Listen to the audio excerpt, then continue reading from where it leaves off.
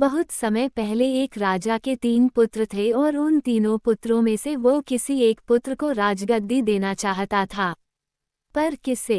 राजा ने एक तरकीब सोची और तीनों पुत्रों को बुलाकर कहा, अगर तुम्हारे सामने कोई अपराधी खड़ा हो तो तुम उसे क्या सजा दोगे?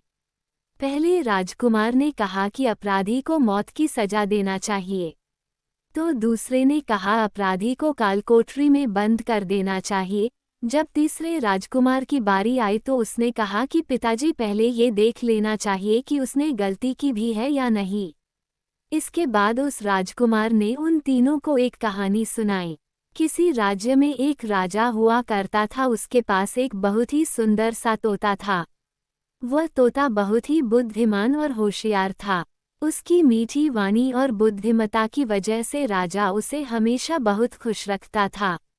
एक दिन तोते ने राजा से कहा कि मैं अपने माता पिता के पास जाना चाहता हूँ।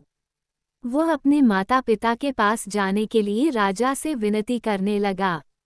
तब राजा ने कहा कि ठीक है, पर तुम्हें 5 दिन में वापस आना होगा। वह तोता जंगल की ओर उड़ गया, अपने माता पिता से मिलकर बहुत खुश हुआ। 5 दिनों के बाद जब वह वापस राजा के पास जा रहा था तो उसने एक सुंदर सा उपहार राजा के लिए ले जाने का सोचा। वह राजा के लिए अमृतफल ले जाना चाहता था। जब अमृतफल लाने के लिए वह पर्वत पर पहुंचा तब तक रात हो चुकी थी। उसने फल को तोड़ा और रात वहीं पर गुजारने की सोची। वह सो रहा था, तभी एक सांप आया और उस फल को खाना शुरू कर दिया। सांप का जहर उस पूरे फल में फैल गया था। सुबह हुई, तोता फल लेकर राजा के पास पहुंच गया और कहा, राजन, मैं आपके लिए यह अमृतफल लेकर आया हूँ।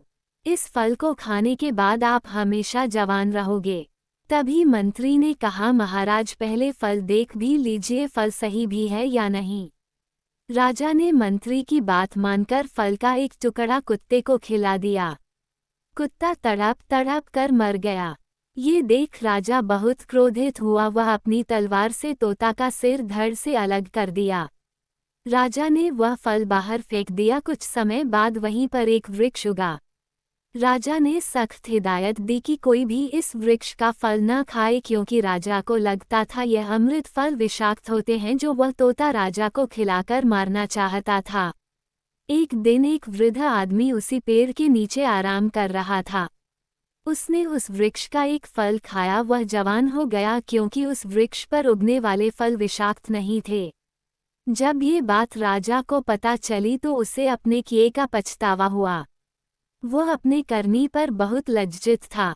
तीसरे राजकुमार के मुख से यह बात सुनकर राजा बहुत ही खुश हुआ और तीसरे राजकुमार को सही उत्तराधिकारी समझते हुए उसे ही अपने राज्य का राजा चुना। किसी भी अपराधी को सजा देने से पहले ये देख लेना चाहिए कि उसने गलती की भी है या नहीं। कहीं भूल बस आप किसी निर्दोष को सजा न दे दें।